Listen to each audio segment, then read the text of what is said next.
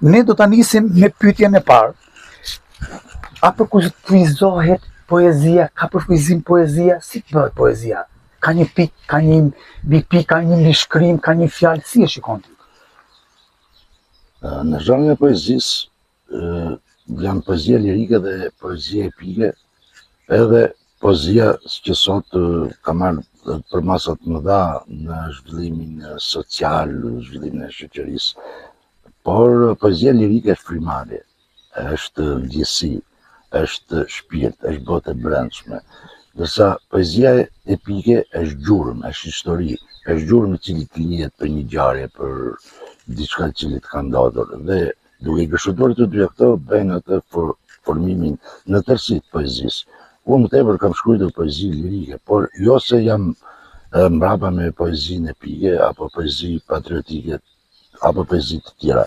Por më shumë kam shkruar lirika sepse e ndjej lirikën, e dashuroj natyrën, dashuroj detin. Unë jetoj në qytetin e Durrësit dhe çdo ditë pushimi që kam të dielëve shkoj buzë detit, aty është muza ime e frymëzimit. Pra deti për mua është gjithçka, aty marr gjithçka dhe jap gjithçka.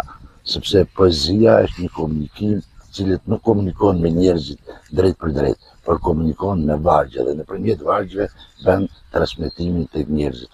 Kur i lexojnë lexuesi, duhet të ndjehet që është brenda kësaj poezie. Gjatë kohës që ju veni ato 2 ditët e pushimit që ju keni, që dini me familjen apo shkoni të buzë sipas jush që sapo folët. Kur vjen frymëzimi si e shkruan Luani? A merrni shkopin dhe shkoni si diku që tregon dhe dritora golli që unë po veja buzë detit thoshte, nëse më kujtosh diçka për ta shkruar nuk kisha mundësi, thoshte shkruaj buzën e detit në re. Po, më ka ndodhur dhe mua, më ka ndodhur në vitin 1994, kam qenë në Gdansk të Polonisë. Në këtë rast më ka rënë një telefonat nga familja dhe ishte një moment që unë isha bërë baba në këtë kohë.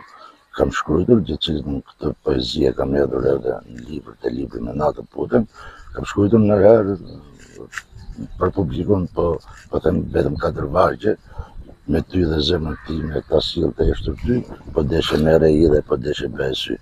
Kështu që si drejtori i madh të gjithë na ka ndodhur një që kemi shkruar edhe me shkop për herë.